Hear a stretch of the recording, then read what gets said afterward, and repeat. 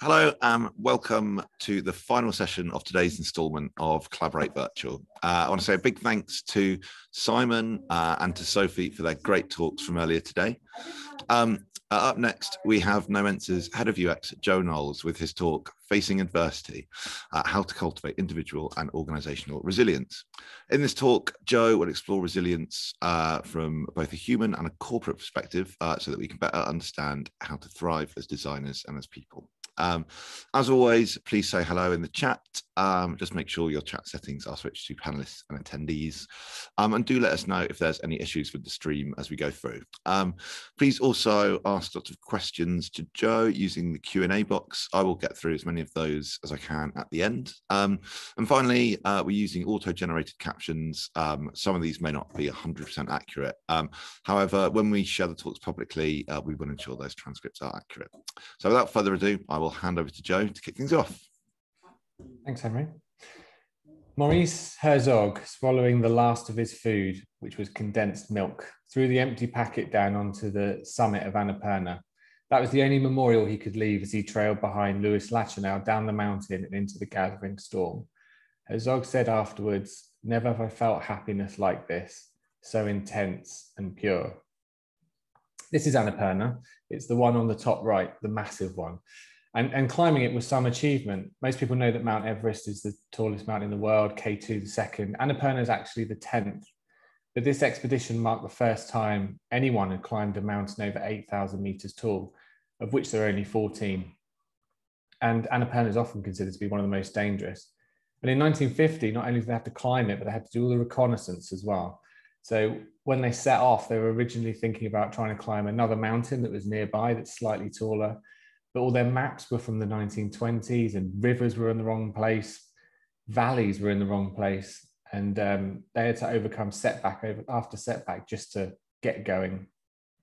But having set off on the 30th of March, they summited Annapurna on the 3rd of June. It was a massive achievement and one that would have serious consequences for both of those who summited. Meanwhile, around about the same time, far from Annapurna, a certain company was about to release this. So this is actually a live action film recorded with actors with a pre-recorded dialogue to aid the animators, which feels like a really strange way to do it. But apart from how the difference in how they actually made the film, what's interesting about Disney in particular is the change that they've had to go through over the years. The only consistency really is relentless change, setbacks overcome again and again. To exist since 1923, you'd have to come through quite a lot. Mickey Mouse was created in 1928, but then of course there was the Great Depression soon after. In 1966, Walt Disney died, so was the founder and the driving force of the company. And in the 70s and 80s, there was so much focus on the theme parks that Walt Disney Productions became vulnerable, and there was a hostile takeover attempt in 1984. Of course, in 2001, there was 9/11, which had a huge impact on the theme parks. Now though, it's got over 220,000 employees. It's worth an extraordinary amount. It's an extraordinary company, and I think a lot of that is down to resilience. So it's through my fascination in mountaineering, really, and how people manage to push themselves through setbacks to continue to achieve things that I came to resilience. It's a huge topic. Like recently, it's become even bigger. It's become a bit of a buzzword through the last 18 months of the pandemic. The question I always keep asking myself is, how do individuals keep going through all of this change and setback? And that led me then to organisational resilience. So what makes one company more able to respond to setbacks over others? How can some companies thrive while others perish in the same circumstances, often in the same sectors? And what's the overlap between the two? If you filled an organisation with resilient people, would that organisation be more likely to overcome setbacks? Or can an organisation be resilient when there's no one in that organisation that you could describe as resilient? And you might wonder what any of this has got to do with design, but it's got everything to do with design, and it applies everywhere. In design, you need a lot of resilience in general. So it's healthy to get setbacks. We say, don't be too precious about your work, critique your designs, put it in front of users as you cry into your lilt as they can't find the button that you put there right in front of them. Forging a successful career requires resilience, and being a great designer requires resilience. So what is it? So some people think of it as a kind of miracle drug personality trait that cures all.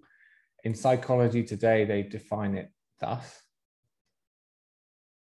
I think the interesting bit is the last line. So there's loads of definitions of resilience, depending on the branch of engineering, ecology, or system science doing the defining. But it's that last sentence, a way to rise from the ashes, that keeps coming up.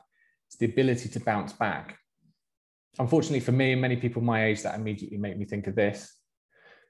But it's the ability to recover strength, spirits, good humor, or any other aspect quickly. So to respond, not react, to be in control, and understand that bad things happen, and resilience is something that can help you deal with it. But how do you cause it, and how do you recognize it? How do you develop it so you're more able to bounce back yourself or keep your organization going? Firstly, there's recognizing it. So I had a look at the factors that make individuals and organizations resilient. And there's a few themes. And the first one is that people don't really realize until after the fact. So no one's describing themselves necessarily as resilient. It's not a tool that's actively used. You know, when the pressure's on and you just turn around to everyone and say, don't worry, we'll just be really resilient, yeah? Easy. It's not like that. It's not a skill that you use like that. It's something that you realize afterwards. A skill so ingrained in you, you didn't know that you used it. Herzog, when he was climbing Annapurna, wouldn't have probably described himself as resilient, but there's absolutely no doubt that he was. And it's interesting if you think about design, you as a designer from the beginning of your career versus how you might be now. Certainly at the beginning of my career, I could have got 15 compliments. I mean, I never did, but I could have got 15 compliments, and there'll be one in there that maybe something to improve, and that would be the one thing I focus on, and it would really affect me. Versus now, where it's a bit more like water off a duck's back. The second thing is it requires a large dose of reality. So facing reality, really facing it, is grueling work, and it can be unpleasant and often emotionally wrenching. In individuals, I suppose you'd express this as self-awareness through reflection and feedback. For Herzog on the mountain, this was seeking input from his teammates, responding to what was going on with the climb and the weather conditions and a million other things going on. So for organizations and individuals, facing up to reality is absolutely key. And I suppose as opposed to self-awareness for an individual, for organizations, it's more about understanding the market. So what the organization is doing, what its key strategies are, how the market is moving, trends. So for Disney, this was about keeping an eye on an ear on the market and responding to it, and then innovating where possible to be ahead of the curve.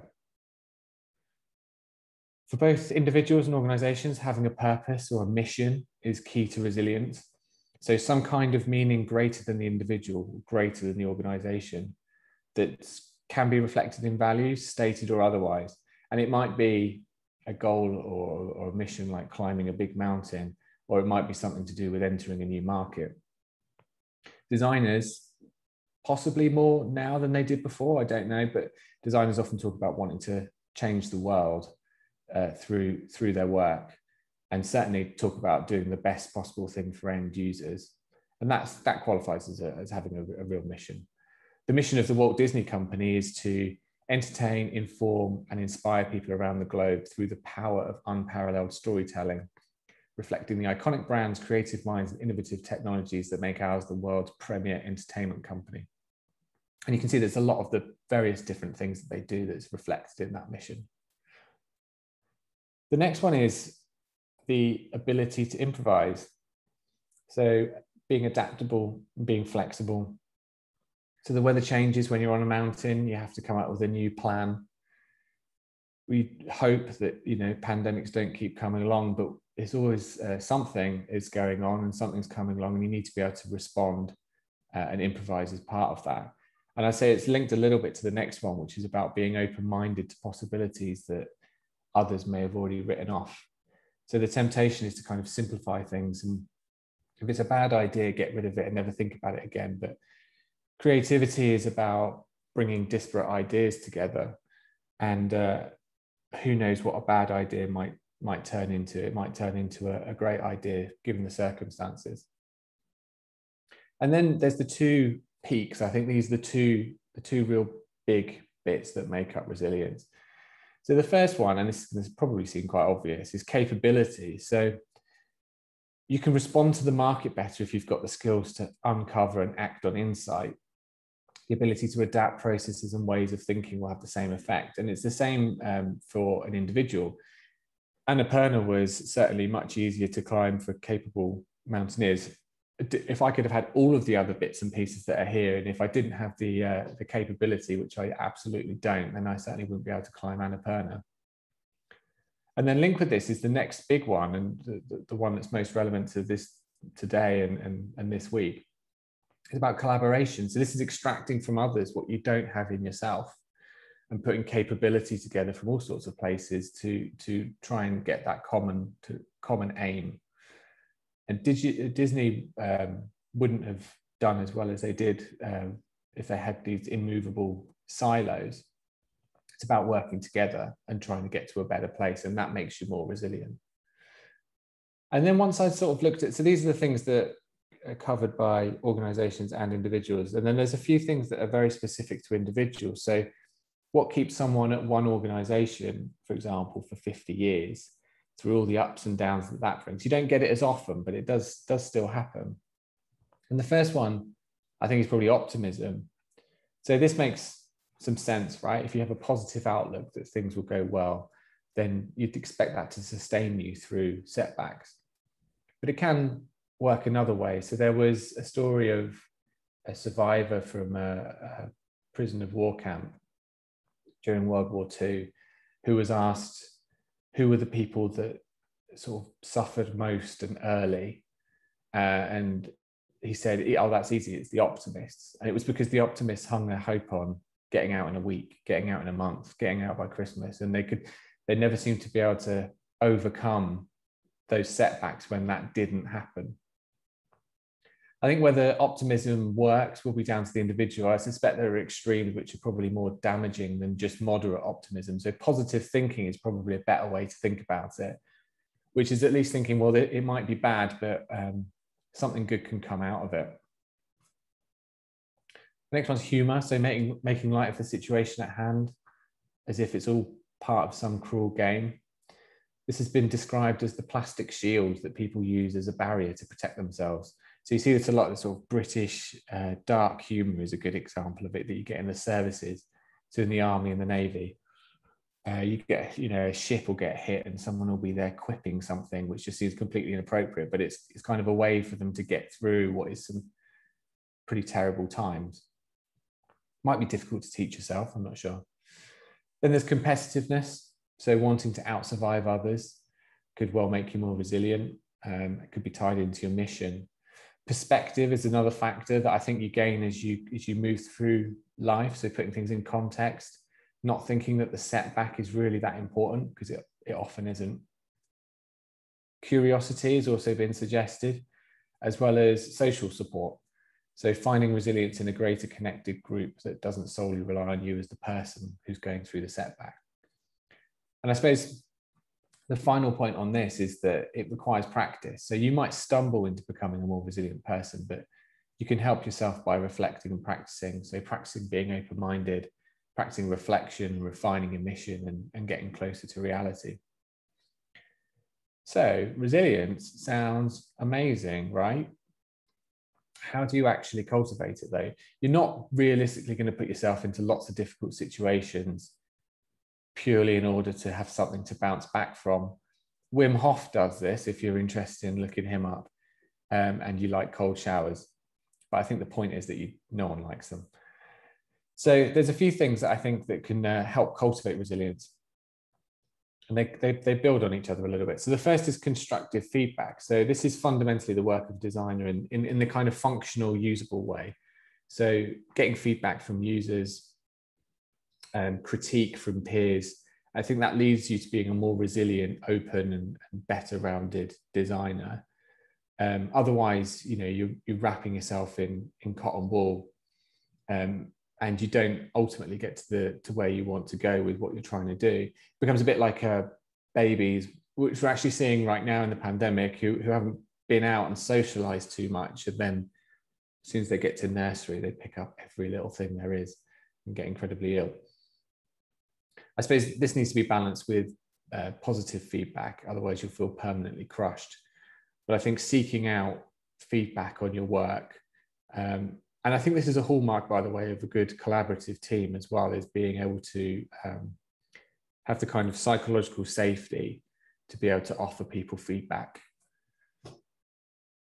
For an organization, I think it's about being in touch with the market. So you'll stand a better chance of bouncing back from setbacks and riding waves through market research, through product research, through exploratory research, through developing and cultivating an innovative mindset and adjusting processes that allow you to test and learn. So like with individuals, it's about learning, not done through ivory tower thinking, through closed minds. It's about getting out there and exploring things, getting closer to your users, increasing your understanding of users, increasing your understanding of your competitors and the market, puts you in a much better position then to pivot should you need to. And then I think this then leads us to the sort of the big idea, which is around systems thinking when it comes to resilience. It applies equally to individuals and organizations. And it's that resilience arises from feedback loops that can work in different ways to restore a system after a large setback. So if you think about your body when you get an illness and it becomes stronger as a result of creating antibodies, your body's got many systems and each has different feedback loops with both positive and negative feedback cycles. And they work together to produce complex behavior, giving every person a number of ways of thinking and acting that allows them to absorb shocks and recover, which is the key to being resilient, not being overly affected by a single event. And you can see what happens when multiple systems are overloaded in this sense and the ability to be resilient is compromised. So this is, I think, partly why mountaineering is so interesting to me, is that the high altitude compromises so much. So in the death zone, which is what they call it above 8,000 meters, not somewhere you really fancy going, it's difficult to process nutrients. So eating becomes really difficult. You don't want to eat, apparently. And then when you do eat, you don't absorb nutrients in the same way. Breathing's difficult because there isn't the oxygen up there. So then that compromises your thinking and a whole host of your other systems. And the reason it's called the death zone is because once you're in it, you pretty much start dying. Unbelievably, in 1950, they actually smoked when they were like up the mountain, which seems incredible. But anyway, this systems approach, I think, encourages a holistic approach to feedback loops, and it's different to receiving feedback in a work context, though it could be related. It's just the idea that your work and anything you do doesn't exist in a vacuum, and you have a million other pressures too, all affecting your ability to be resilient and all affecting your reaction when that one small thing happens. Because there could be so many things going on in your private life that manifest themselves in breaking down your resilience in a work context. And it's because you have to think about the whole picture and all of the different things that are going on in your life. So resilience was the thing that enabled Disney to produce some of the biggest films you've seen and loved. At Nomensa, we have from time to time these votes on our favorite thing, and they're entered into a kind of knockout tournament competition, like favorite biscuits and things. And we have quite a controversial one when we did Disney films because there were so many to choose from. The list is massive. But it's not just films, there's theme parks, there's ABC, which runs National Geographic and ESPN. More significantly, they've got streaming services like Disney Plus, where there's nearly 87 million subscribers, all fitting within the mission. And the one thing that's guaranteed is change. So for any organization, the best way is to keep in touch with reality so that you're able to respond, supported with a lot of capability, collaboration to get the best out of that capability, having the skill set to be able to do what you need to do, and being able to work together to recognize the needs and respond to them. Disney is now worth somewhere in the region of $130 billion. So they're doing all right, at least on that metric. And at least a little bit, that's down to resilience. For Herzog and Lachenal, the 2-week retreat getting off Annapurna proved very difficult. Herzog lost his gloves near the summit, which is this terrible bit in the book where he took them off and put them on his backpack and then watched as they kind of tumbled down the mountain. he actually brought a spare pair of socks with him that was in his backpack for this eventuality, so he could put them over his hands. But his mind was so addled that he completely forgot about them, which I think he probably then went on to regret. And as they were coming down, the two of them were coming down, another two of their team came up to meet them to try and help them. And the four of them bivouacked in a crevasse with one sleeping bag between them, which resulted in severe frostbite, as you can imagine, with consequent gangrene, which meant that the expedition doctor was performing emergency amputations on the way down, which is harrowing in the book. Both summit climbers lost all of their toes, and Herzog lost most of his fingers. And Annapurna wasn't actually climbed again until 1970, so 20 years later, which just goes to show how difficult it is. And I suppose I just wanted to leave a bit of a takeaway to this talk into a nice little list. And I think these are the three things to remember. So the first one is to think about resilience holistically. So you've got many systems affecting how you think and act. They're all interdependent. It's not just a case of being resilient in one area or another. They all affect each other. And that's in terms of being an individual and an organization.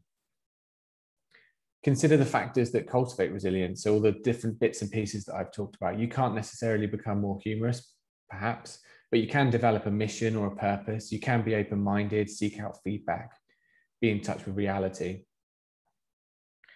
And the third one is to think about this interplay between you as the individual and your employer as the organization, and the different ways that your teams can collaborate. I wondered about whether this was a good example when I sort of wrote this talk, but I think the Annapurna climb is riddled with resilience. And it was through this example that I thought about and learned about the interplay between individual and organizational resilience. Because I think the organization might survive individuals who are not resilient in big teams, but in small teams, it just can't happen. If anyone had failed to do their part, then Annapurna wouldn't have been summited. So when you're in small teams, your collective resilience might be compromised by other people who are not resilient, but you might not feel it as much in a larger organization. So someone like Disney could cope with individuals who weren't resilient because it was such a big organization and it had its own resilience. So my conclusion is that it's down to individuals to reflect and be as resilient as possible. And through this, through thinking about feedback loops, being in touch with users, that you and your teams will become more resilient. And it's about channeling your inner partridge, which is not a sentence anyone ever thought they'd say. And remember that if he can bounce back, then you can, because then resilience becomes a real superpower. At the end of the book, the Annapurna book that Herzog wrote, he said this, that there are other Annapurnas in the lives of men, which is quite a philosophical point, a great line to end a book. But it made me think, and I hope it makes you think, about how you're going to conquer your Annapurna, what your Annapurna is, and how are you going to develop the resilience to do it.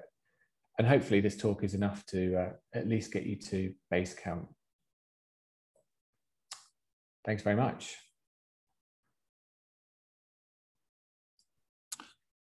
Cool, thanks. Well, what a great session, Joe. I think we've got time for some questions. So if anyone wants to submit any, please do use the Q&A function or the chat, and I'll ask them to Joe. So Joe, you mentioned the importance of having a mission on being resilient. Do you have a mission, and what is it? I do. So I mentioned about designers they have missions about wanting to change the world and things like that. I see my mission as being more about as an enabler. So what I'm quite interested in is developing and growing people and creating teams where people can attain or achieve those missions that they have. So not necessarily about changing the world myself, but if there's someone in the team that I can help for them to change the world, if that's what they want to do, then great. So my mission is really about getting teams working together as much as possible, and helping them to grow and develop so that they can achieve their missions. Is that a good mission? I don't know. It's like being an enabler. Sounds like a good mission. Yeah. But I'm really, I think the thing that excites me most is when you get someone in the team and you can see their growth journey, and you can work on them with their growth journey, and you can actually see them become what they want to become. That's really exciting when someone's able to do that. And if you can help through mentorship, through coaching, learning and development, that's probably where I get a big kick out of that. I enjoy doing that more than if I was pursuing something purely for myself, I think. Awesome. So we've got a couple of questions here. First one from Sylvia, who's just asking if you could go back to the slide before the individual resilience one.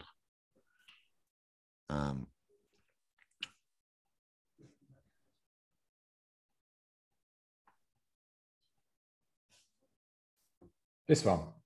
Yeah, I think hopefully that's the right one for you, Sylvia. And yeah, finally we have another question from Lauren. So Lauren asks, how do you think resilience helps with collaboration? Actually helps with collaboration. Yeah. So it helps you to collaborate. Yeah. It's a good question. So the way I had it was that obviously all of the things that you can see on the screen are the things that help you to become resilient. And that question kind of flips it on its head. So whether resilience can help you become collaborative. I don't know. I'm not sure that it, the first thing that springs to mind is I'm not necessarily sure that it, I mean, certainly in small teams, if you're resilient, then you're going to bring that to the team. And if you get a group of people together who are all quite resilient, then you can end up with a very tight, resilient team.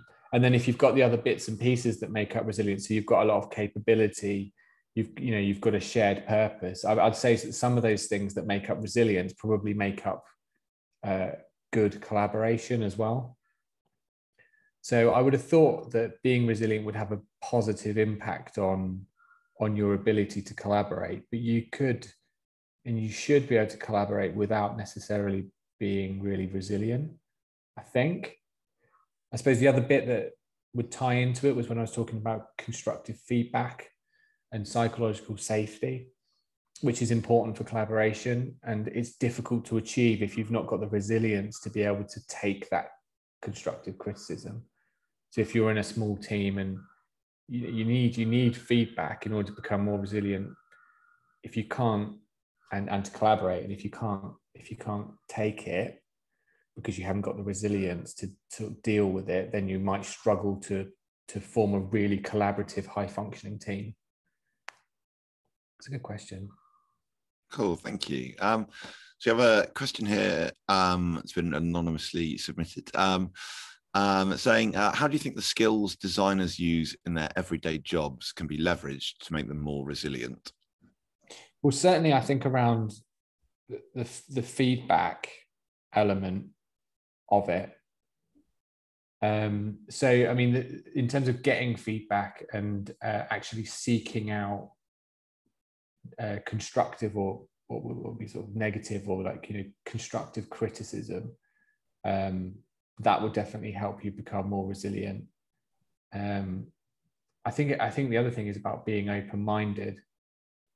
And I also think that, whilst I shared, my sort of purpose with you as well, I think day to day, I think more people need to think about what their purpose is and what they're actually trying to do.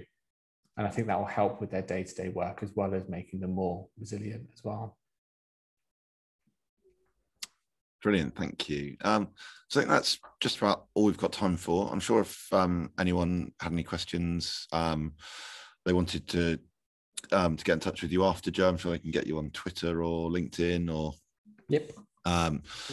or anywhere like that. Or if you want to drop an email to hello@nomensa.com, we can pass that on to Joe too. So yeah, thank you, Joe. Thanks for a great talk. Thanks to everyone for watching. We're back tomorrow with talks from George Moriarty. Jose Rosa and Emily Trosser and Liz Hubert and Diana Sonis. And tomorrow kicks off at 10 a.m. With George Moriarty's talk. Again, thank you, Joe, and we'll see everyone tomorrow.